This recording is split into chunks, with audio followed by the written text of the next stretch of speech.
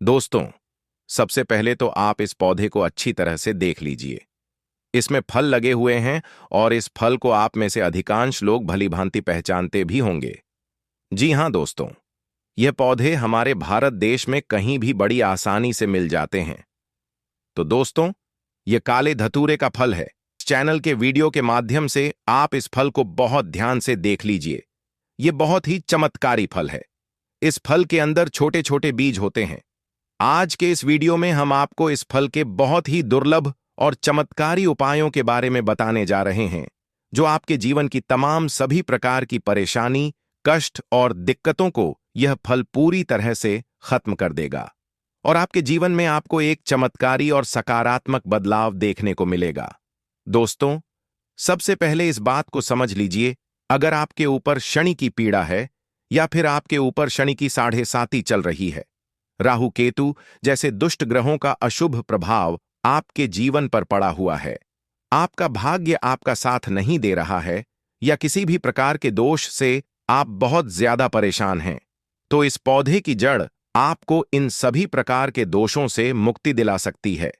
दूसरी तरफ, अगर किसी ने आपके ऊपर किसी ने कोई काला जादू करवाया है या कोई नकारात्मक शक्ति आपके पीछे पड़ी हुई है, तो इन सभी प्रकार की परेशानी से भी मुक्ति पाने के लिए आप इस पौधे की जड़ का इस्तेमाल कर सकते हैं, जिसके बारे में आज के इस वीडियो में हम आपको विस्तार से बताने जा रहे हैं। लेकिन सबसे पहले आप हमको कमेंट सेक्शन में यह जरूर बताइए कि आपके शहर में, आपके राज्य में काले धतूरा के पौधे को अन्य किस नाम से जाना जाता है। देखिए दोस्तों, सबसे पहले तो हमको माता प्रकृति को, हमारी पावन सनातन भूमि को बार बार नमस्कार करना चाहिए, बार बार धन्यवाद करना चाहिए, क्योंकि दोस्तों, इस तरीके के अनमोल पौधे आज भी भारत भूमि में उपलब्ध हैं, वह भी फ्री में।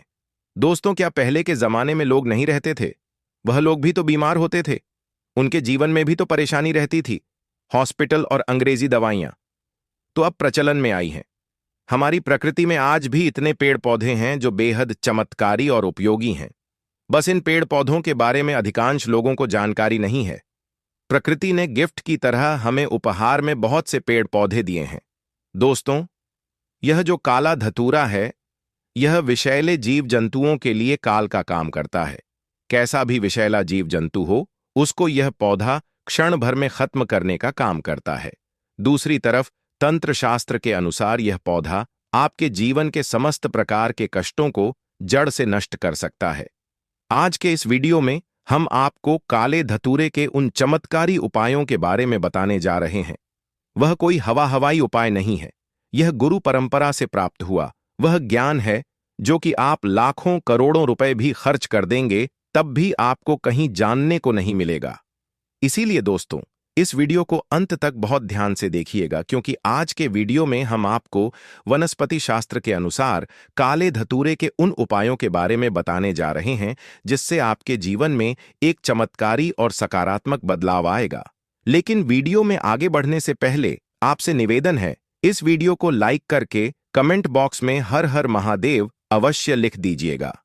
दोस्तों, काला धतूरा का पौधा अपने आप में संपूर्ण और एक दिव्य पौधा होता है, जिसको वनस्पति शास्त्र में शिविर रूप भी बोला गया है। दोस्तों, कहने का मतलब यह है कि यह एक ऐसा पौधा है जिसमें भगवान शिव की दिव्य शक्तियों का वास होता है।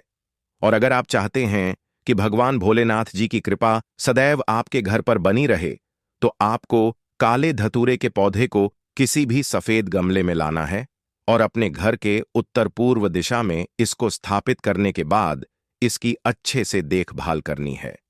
दोस्तों, शास्त्रों में बताया गया है कि अगर किसी भी घर में रोजाना धतूरे के पौधे का अच्छे से ख्याल रखा जाए, नित्य उसमें जल चढ़ाया जाए, तो उस घर में सकारात्मक ऊर्जा का वास बना रहता है। और जिस घर में भी सकारात्मक ऊर्जा का वास होता है, उस घर में समस्त देवी देवताओं का आशीर्वाद बना रहता है। उस घर की सदैव बरकत होती है, उस घर की उन्नति होती है। दोस्तों, अगर आपके ऊपर किसी प्रकार का कोई दोष है, शनि दोष है, मंगल दोष है, तो पहले तो इस बात को समझ लीजिए, किसी भी दोष को जड़ से खत्म नहीं किया जा सकता है, क्योंकि जो कुंडली में दोष होते हैं वह कुछ महीनों तक, कुछ सालों तक अपना प्रभाव रखते ही रखते हैं। अब शनि दोष हैं तो इसका जो प्रभाव होता है उसके बारे में आपको बताने की ही जरूरत नहीं है कि कितना बुरा होता है। अब हमारे हिंदू धर्म में बहुत से ऐसे उपाय टोन टोटके हैं जिससे इन सभी प्रकार के दोषों को कम किया जा सकता है, इनका प्रभाव, इनके प्रकोप को कम किया जा सकता है। और अगर आप चाहते हैं कि आपके ऊपर जो भी दोष है उसका प्रकोप लगभग ना के बराबर हो जाए, तो काले धतूरे के पत्ते किसी भी शनिवार के दिन या मंगलवार के दिन आपको तोड़ करके लाना है और नहाने वाले पानी में इसको डालने के बाद इस पानी से नहा लेना है। यही उपाय अगर आप प्रत्येक मंगलवार और प्रत्येक शनिवार को करते हैं तो आपके ऊपर जो भी दोष होगा उसका प्रकोप लगभग न के बराबर हो जाएगा और आपका भाग्य इस उपाय को करने के बाद जरूर ही प्रबल हो जाएगा, चमक जाएगा। अब दोस्तों मान लीजिए आपके लाखों शत्रु हैं जो आपके पीछे पड़े हुए हैं, या आपके ऊपर किसी ने काला जादू, टोने टोटके, काली विद्या करवा दिया है और आप इस चीज को लेकर के बहुत ही ज्यादा परेशान हैं। तो बस आपको किसी भी सोमवार के दिन काले धतूरे की जड़ को अपने घर लेकर के आना है और इसको अच्छी तरीके से गंगा जल से धो लेना है। अब आपके घर का जो भी पूजा मंदिर है, पूजा घर है, वहां पर आपको जाना है। सबसे पहले यहां पर आपको एक घी का दीपक जलाना है। चांदी की ताबीज में या तांबे के ताबीज में आपको इस काले धतूरे की जड़ को धारण कर लेना है और अपने गले में इस ताबीज को पहन लेना है। सिर्फ इतना उपाय आपने किसी भी सोमवार के दिन कर लिया तो आपके लाखों शत्रु भी आपके खिलाफ खड़े होंगे, वह भी आपका कुछ नहीं बिगाड़ पाएंगे। क्योंकि दोस्तों यह बात तो हर व्यक्ति जानता है कि भगवान शिव अगर किसी व्यक्ति को आशीर्वाद दे दें तो उस व्यक्ति का साक्षात्कार भी कुछ नहीं बिगाड़ सकता है, और इस पौधे की जड़ में भगवान शिव की दिव्य शक्तियों का वास होता है। दोस्तों अगला उपाय है घर की बरकत का महा उपाय।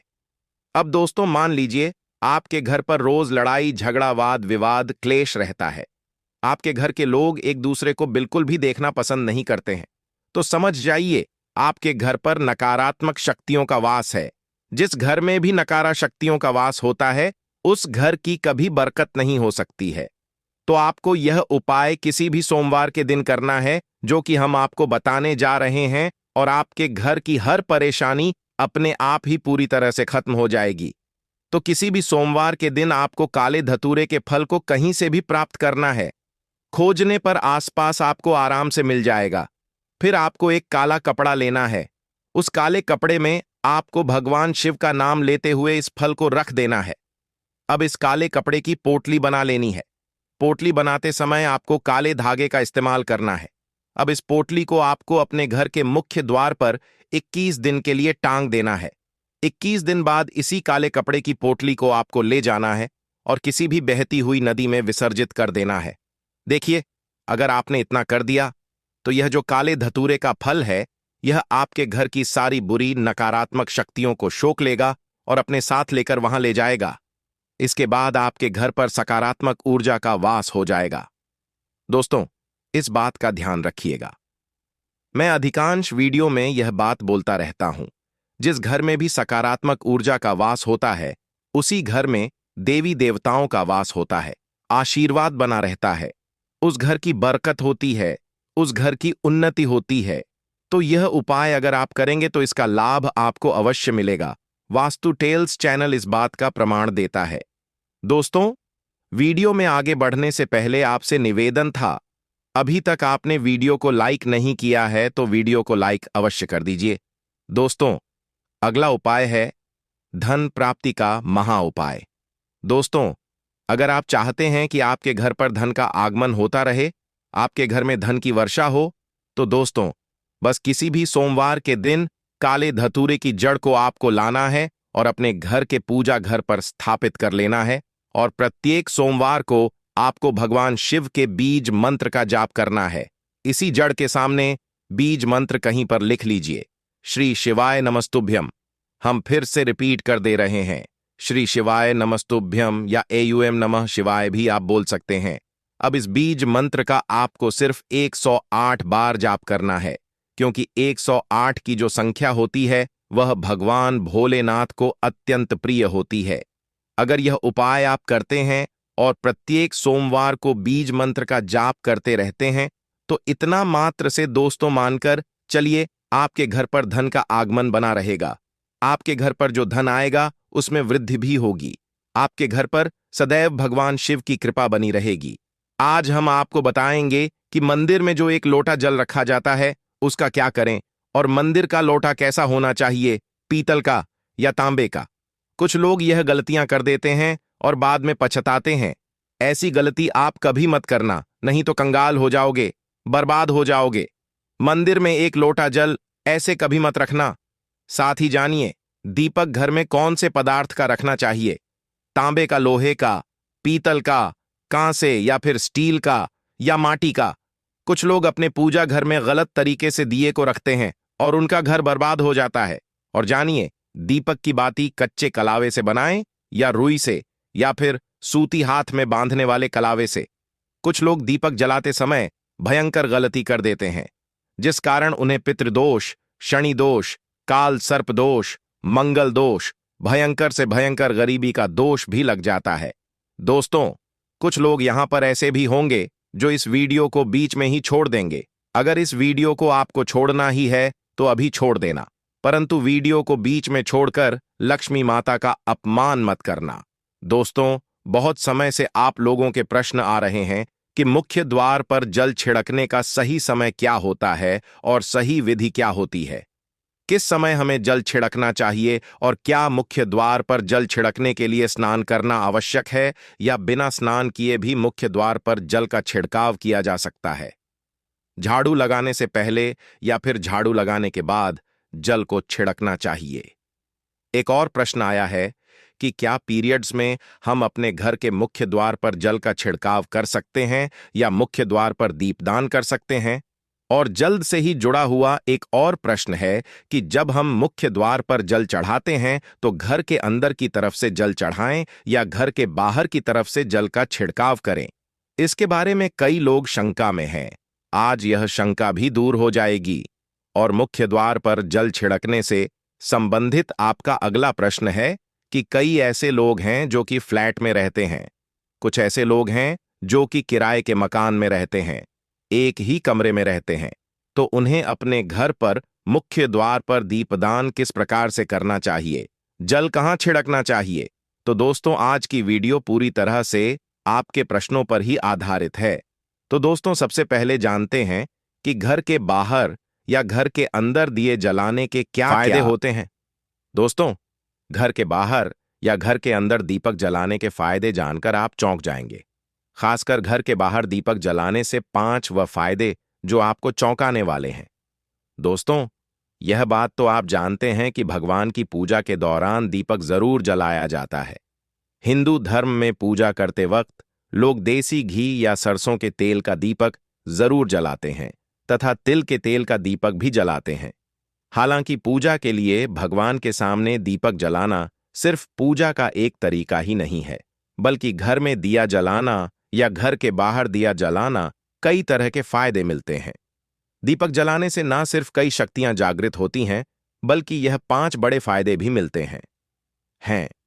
तो चलिए जानते हैं। दोस्तों, नंबर 1, पृथ्वी से अंधकार दूर होता है। घर में दीपक जलाने से घर का अंधकार तो दूर होता ही है, साथ ही नकारात्मक ऊर्जा को भी कोसों दूर रखती है। यहां पर दीपक जलता है तो वहां पर सकारात्मक ऊर्जा का वास होता है। जाहिर सी बात है, जब घर में सकारात्मक ऊर्जा होगी तो भगवान का भी वास होगा। इसीलिए घर में शाम होने से पहले, रात होने से पहले दीपक अवश्य जलाया जाता है, ताकि घर में कोई गलत नकारात्मक ऊर्जा प्रवेश न कर पाए। दोस्तों, तेल से जले दीपक का प्रभाव उसके बुझने के आधे घंटे बाद तक वातावरण में बना रहता है, जबकि शुद्ध देसी घी का दीपक बुझने के बाद करीब 4 घंटे तक वातावरण में बना रहता है, को सकारात्मक रखता है। दोस्तों, नंबर 2, दीपक जलाना न सिर्फ धार्मिक नजरिए से फायदेमंद है, बल्कि वैज्ञानिक दृष्टिकोण से भी यह फायदा पहुंचाता है। जब घर में शुद्ध घी या सरसों के तेल से दीपक जलाया जाता है तो उसके धुएं से घर के माहौल में सात्विकता आती है और इससे आसपास के वातावरण में मौजूद हानिकारक कणों का विनाश होता है।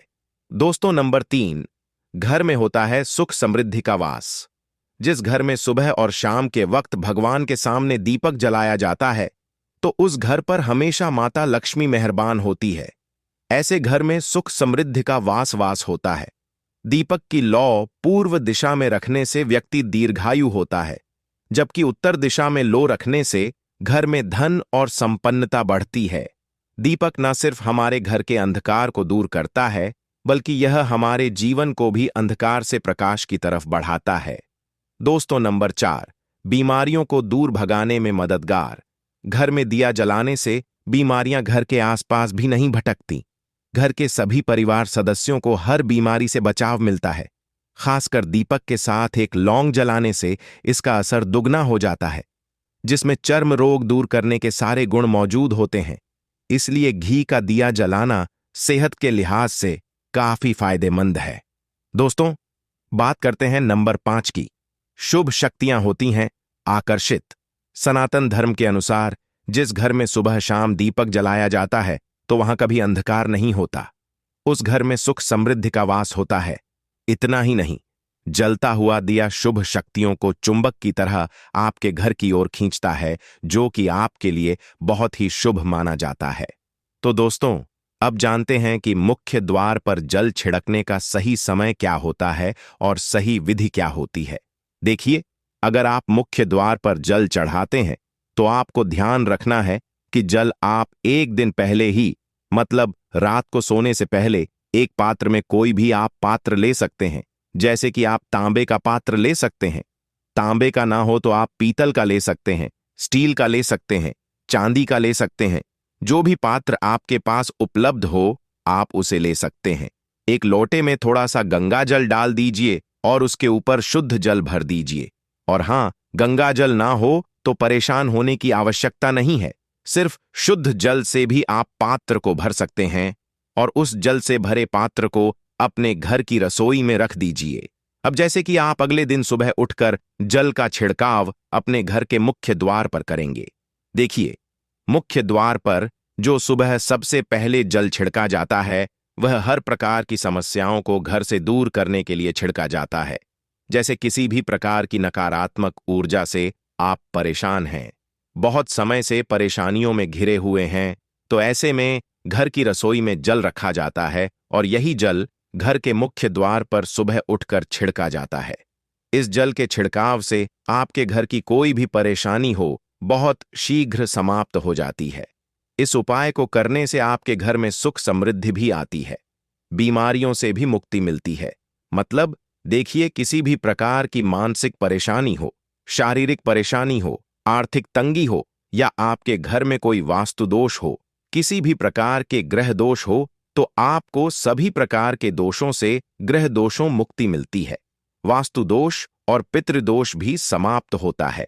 इसके साथ ही जैसे कि बहुत से लोगों के प्रश्न होते हैं कि उनके ऊपर किसी ने कुछ कर करा दिया है। उनके परिवार में किसी भी प्रकार की पहले कोई परेशानी नहीं थी, लेकिन अभी कुछ समय से परेशानियां लगातार आती ही जा रही और कोई रास्ता नहीं मिल रहा है परेशानी से निकालने का। तो किसी के भी किए कराए तंत्र मंत्र का प्रभाव हो, किसी की बुरी नजर का प्रभाव हो, तो भी आपके इस उपाय से, मतलब इस एक लोटा जल से, आपकी परेशानी कुछ ही दिनों में समाप्त हो जाती है। तो यह घर की सभी परेशानियों से मुक्ति पाने का रामबाण और सबसे सरल, सबसे आसान उपाय होता है, जो हमारे शास्त्रों में वर्णित है। तो आप अपने घर की रसोई में एक लोटा जल रखें, रात में भरकर और प्रातःकाल जल्दी उठकर उसे जल्द से अपने घर के मुख्य द्वार पर छिड़काव कीजिए। अब जैसे कि बहुत से लोगों के प्रश्न आते हैं कि यह जल हमें किस समय अपने घर के मुख्य द्वार पर छिड़कना चाहिए, तो देखिए, सुबह सूर्योदय होने से पहले इस जल का छिड़काव आपके घर के मुख्य द्वार पर हो जाना चाहिए। आप चाहे इसके बाद आप शुद्ध जल। अब दोस्तों, आपका अगला प्रश्न है कि क्या हमें स्नान करके इस जल का छिड़काव अपने घर के मुख्य द्वार पर करना चाहिए या फिर बिना स्नान किए भी कर सकते हैं। देखिए, यह जो हम जल चढ़ाते हैं, मतलब यह एक उपाय होता है, तो इसे हम स्नान करने के बाद नहीं करते हैं। सुबह जल्दी उठते हैं और उठकर सबसे पहले घर की रसोई में जाएंगे। उसके बाद उस जल को लेकर आप घर के मुख्य द्वार पर जाएंगे। मुख्य द्वार खोलकर मैन गेट खोल दीजिए और उसके बाद मुख्य द्वार पर इसी जल का छिड़काव कर दीजिए। और जल का छिड़काव करते समय अपने पितरों का ध्यान कीजिए। मां लक्ष्मी का ध्यान कीजिए, क्योंकि कहा जाता है कि सुबह सुबह मां लक्ष्मी प्रत्येक द्वार पर आती है, सबके द्वार पर आती है। जिनके भी द्वार खुले होते हैं, जिनके घर में जल का छिड़काव मुख्य द्वार पर हुआ रहता है, उसके घर में प्रवेश कर जाती है। तो आप माता लक्ष्मी का अपने मन में ध्यान कीजिए और एक तरह से प्रार्थना कीजिए। हे मां लक्ष्मी, आप मेरे घर में प्रवेश करें। आपका स्वागत करने के लिए मैं तैयार हूं। और उसके बाद अपने पितरों का ध्यान कीजिए, क्योंकि जो हमारे घर की दहलीज होती है वहीं पर पितरों का वास माना जाता है। तो जब आप दहलीज पर जल के छींटे देते हैं तो आपके पितर बहुत प्रसन्न हो जाते हैं और उनका आशीर्वाद भी आपको प्राप्त होता है। तो सुबह जो आप जल छिड़कते हैं, इसके लिए स्नान करने की आवश्यकता नहीं है, बिना स्नान किए भी कर सकते। दोस्तों, वीडियो में आगे बढ़ने से पहले आपसे छोटा सा निवेदन है कि कमेंट बॉक्स में जय मां लक्ष्मी अवश्य लिखें। साथ ही हमारे चैनल को सब्सक्राइब करके बेल आइकॉन को भी क्लिक कर लें। तो दोस्तों, आपका अगला प्रश्न था कि मुख्य द्वार पर जल का छिड़काव सुबह झाड़ू लगाने के बाद करना है या फिर झाड़ू लगाने से पहले भी जल का छिड़काव कर सकते हैं। तो देखिए, जैसे मैंने आपको पहले ही बताया था कि उठने के बाद सबसे पहला कार्य जो आपको करना है वह जल का छिड़काव ही करना है। उसके बाद आप झाड़ू लगा सकते हैं। लेकिन एक चीज का ध्यान रखिए, जब हम सोकर उठते हैं तो सबसे पहले बिस्तर पर बैठे हुए ही अपने दोनों हथेलियों को एक साथ देखना चाहिए और हथेलियों को देखते हुए मां लक्ष्मी का ध्यान करना चाहिए। करावस्ते लक्ष्मी कर मध्य, सरस्वती कर मूल्य, तू ब्रह्मा प्रभाते कर दर्शनम। दोस्तों, इस मंत्र का उच्चारण आप चाहे तो कर सकते हैं, नहीं करते हैं तो भी कोई बात नहीं। उसके बाद दोनों हाथ जोड़कर सभी देवी देवताओं को प्रणाम किया जाता है और उसके बाद अपने हाथ से पृथ्वी का स्पर्श करते हैं, धरती को छूकर प्रणाम करते हैं 2 बार या 3 बार, और उसके बाद अपना दाहिना पांव पृथ्वी पर रखते हैं। उसके बाद ही बाकी के जो सभी कार्य होंगे वह उसके बाद ही किए जाएंगे। जल का छिड़काव आप उसके बाद ही करेंगे, मतलब सुबह उठने के बाद सबसे पहले हथेलियों के दर्शन, फिर धरती को प्रणाम कीजिए, फिर धरती पर पैर रखें और उसके बाद रसोई में जाकर आपको जल लेना है और घर का मुख्य द्वार खोलकर मुख्य द्वार पर जल का छिड़काव करना है, मां लक्ष्मी का और अपने पितरों का ध्यान करना है। उसके बाद आप अपने घर में आ जाएंगे और उसके बाद जो भी आपकी रूटीन वर्क होते हैं, मतलब झाड़ू लगाएंगे या फिर आप स्नान करेंगे, ये सभी कार्य उसके बाद किए जाएंगे। और अब जैसे कि कई लोगों के प्रश्न आते हैं कि जब हम जल का छिड़काव करते हैं तो क्या उसी समय घर के मुख्य द्वार पर झाड़ू लगाकर और पानी डालकर क्या मुख्य द्वार की अच्छे से सफाई कर सकते हैं? जी हां, बिल्कुल कर सकते हैं। पहले आप जो रसोई में रखा हुआ जल है उस जल का छिड़काव कर दीजिए। उसके बाद और भी पानी डालकर, मतलब अगर आपके पास जल और उपलब्ध है तो और जल लेकर और घर के मुख्य द्वार की अच्छी तरह से झाड़ू से या कैसे भी सफाई कर सकते हैं। और कई लोगों के प्रश्न आए हैं कि हम किसी फ्लैट में रहते हैं या फिर किसी ऐसे कमरे में रहते हैं, किराए के कमरे में हमारे पास एक ही कमरा है, तो हम जल का छिड़काव या फिर दीपदान कहां पर करें, किसे हम अपना मुख्य द्वार माने? देखिए, जो आपका अपना कमरा है या फिर जो फ्लैट है जहां पर आपका नेम प्लेट लगा हुआ है, आप उसी स्थान पर दीपदान करेंगे और उसी स्थान पर आपको जल का छिड़काव करना है। मतलब जहां पर अगर एक ही कमरे का मकान है तो आपके कमरे का दरवाजा है, वहीं पर आपको थोड़ा सा जल छिड़कना है और वहीं पर आप दीपदान करेंगे, जो कि मुख्य द्वार से जुड़े हुए उपाय होते हैं। वह आप अपने घर के, मतलब जो अपना कमरा है, उसके बिल्कुल दरवाजे के पास ही करेंगे। और आपका अगला प्रश्न है कि क्या पीरियड में हम अपने घर के मुख्य द्वार पर जल का छिड़काव कर सकते हैं, दीपदान कर सकते हैं? तो देखिए, जल का छिड़काव करने के लिए पीरियड हो या ना हो, उससे कोई फर्क नहीं पड़ता, जल का छिड़काव कर सकते हैं। रही बात दीपदान की, तो दीपदान देखिए, कार्मिक पूजा में आ जाता है और कार्मिक पूजा हम बिना शुद्ध हुए नहीं कर सकते हैं, मतलब पीरियड समाप्त होने के बाद ही आप कर सकते हैं। दोस्तों, बाकी जल का छिड़काव आप कभी भी कर सकते हैं, पीरियड्स में भी कर सकते हैं, कोई समस्या नहीं है। और अब आपका प्रश्न है कि क्या मंदिर में जो हम जल रखते हैं क्या वह रखना जरूरी है? और अगर हम रखते हैं तो उस जल का क्या करें? देखिए, मंदिर में जल रखना बहुत आवश्यक है। जल एक ऐसी चीज होती है जिसमें सभी प्रकार की जो एनर्जी होती है वह जल में समाहित हो जाती है। जो हम पूजा पाठ करते हैं, मंत्रों का जप करते हैं या वहां पर प्रार्थना करते हैं, जो भी हमारे अपने मन की कामना भी कहते हैं, भगवान से तो सभी चीजें उस जल में समाहित हो जाती हैं। इसलिए पूजा करने से पहले घर के मंदिर में एक लोटा जल रखा जाता है और उसके बाद दीपदान मतलब एक दीपक ज्वलित कर दिया जाता है। यह अग्नि और जल का एक तरह से बैलेंस भी हो जाता है और इसलिए शास्त्रों के अनुसार घर के मंदिर में एक लोटा जल हमेशा होना चाहिए और दीपक भी प्रज्वलित करना चाहिए। तो अब इस जल का करना क्या चाहिए?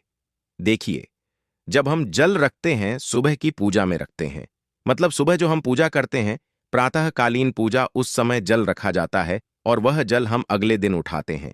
मतलब जब आप अगले दिन पूजा करने जाते हैं तो सबसे पहले तो उस जल का प्रयोग सुन लीजिए। आप अपने घर के सारे कमरों में मतलब पूरे घर में उस जल का छिड़काव करते हैं तो इससे आपके घर शुद्ध हो जाता है, क्योंकि वह बहुत ही पॉजिटिव एनर्जी से भरा हुआ जल होता है। इससे कई बीमारी भी दूर हो जाती है। उस जल का छिड़काव करने से किसी भी प्रकार की नकारात्मक ऊर्जा का प्रवेश आपके घर में नहीं होता। किसी भी प्रकार की परेशानी आपके घर में हो, अगर आप नियमित तौर पर उस जल का छिड़काव करें अपने घर में, तो निश्चित ही आप परेशानियों से मुक्ति पा जाते हैं। कई बार होता है ना कि आप लोगों के प्रश्न आते हैं कि दवाई तो हम कर रहे हैं लेकिन दवाई हमें लगता ही नहीं है, दवाई का कोई प्रभाव ही देखने को नहीं मिलता।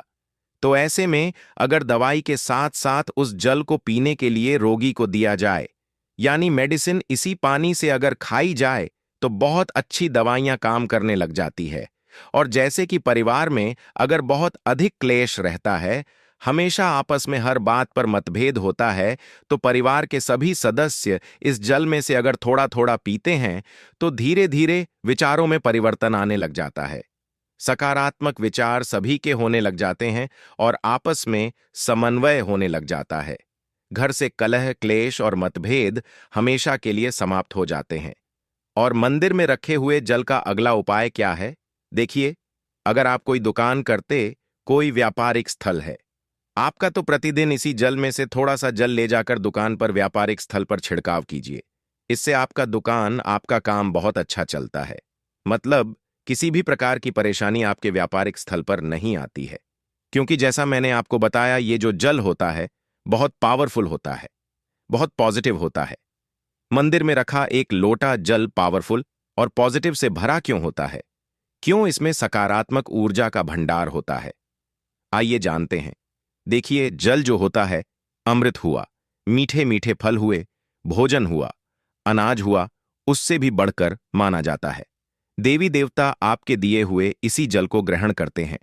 मंदिर में एक लोटा जल रखना उतना ही जरूरी है जितना आप सुबह, दोपहर, शाम का भोजन करते हैं। जब हम भगवान की पूजा करते हैं और तांबे के पात्र में या पीतल के पात्र में एक लोटा जल जरूर रखते हैं। जल जो होता है सागर रूपी होता है और यही सागर आपकी नया पार लगता है। मंदिर में एक लोटा जल रखने का कारण एक और यह होता है कि जो लोग भगवान को रोजाना भोजन नहीं करा सकते, तो वह मंदिर में एक लोटा जल रखते हैं ताकि भगवान इसे ग्रहण करें और यह जल रूपी प्रसाद इसके अगले दिन, यह सुबह के समय आप प्रसाद समझकर ग्रहण करें। लेकिन याद रहे, मंदिर में रखा लौटा जल कभी भी तुलसी में अर्पित नहीं करना चाहिए उसके, क्योंकि यह जल सभी देवी देवता ग्रहण करते हैं, तो इसीलिए तुलसी में डालना वर्जित है। लेकिन हाँ, अगर आपके घर में लड्डू गोपाल है, राधा कृष्ण है और आप एक लोटा जल उनके लिए अर्पित करते हैं, तो आप अगले दिन यानी सुबह के समय वह जल तुलसी में चढ़ा सकते हैं। मंदिर में जो एक लोटा जल रखा होता है, उसके अगले दिन यानी सुबह के समय आप इस जल्द से अपनी आंखें जरूर धोया करें। इससे आंखों में रोशनी बढ़ती है और आंखों में जितनी भी बीमारी आ जाती है वह दूर होती है। शास्त्रों के अनुसार जो लोग मंदिर में एक लोटा जल भरकर नहीं रखते, तो उनके घर में अकाल पड़ जाता है, घर कंगाल हो जाता है, बर्बाद हो जाता है, परिवार में मुसीबतें आ जाती हैं और गरीबी का आगमन हो जाता है। आप चाहे तो एक लोटा जल में पुष्प आदि डालकर रख सकते हैं, बहुत ही शुभ माना जाता है। मंदिर में जो जल रखा जाता है उससे हम और क्या क्या कर सकते हैं, आइए जानते हैं। तो इस जल का छिड़काव करने से बहुत सारी परेशानियां खत्म हो जाती हैं। जैसे अगर आपके दुकान पर किसी की नज़र लगी है, बहुत से लोगों के प्रश्न आते हैं कि हमारे काम को किसी ने बांध दिया है। मतलब किसी की बुरी नज़र ऐसी लग गई है कि पहले तो दुकान बहुत अच्छी चलती थी, अब नहीं चल रही है। तो आप इस उपाय को कर सकते हैं। निश्चित ही बहुत जल्द ही आपको परेशानियों से मुक्ति मिल जाती है और दिन दुगनी रात चौगुनी आपके व्यापार में तरक्की होती है। और हाँ, मंदिर में रखे हुए जल को आप अपने घर की रसोई में खाना बनाने में पीने में भी प्रयोग कर सकते हैं। लेकिन खाना बनाने में प्रयोग तभी कीजिए जबकि आपके घर में बिल्कुल सात्विक भोजन बनता हो। मतलब लहसुन प्याज अगर आपके घर में बनता हो तो खाना बनाने में इस जल का प्रयोग नहीं किया जा सकता है। फिर आप इस जल को थोड़ा थोड़ा परिवार के सदस्य मिलकर ग्रहण कर सकते हैं और बचे हुए जल को आप अपने घर में हाजाजाजाद आजास्पोत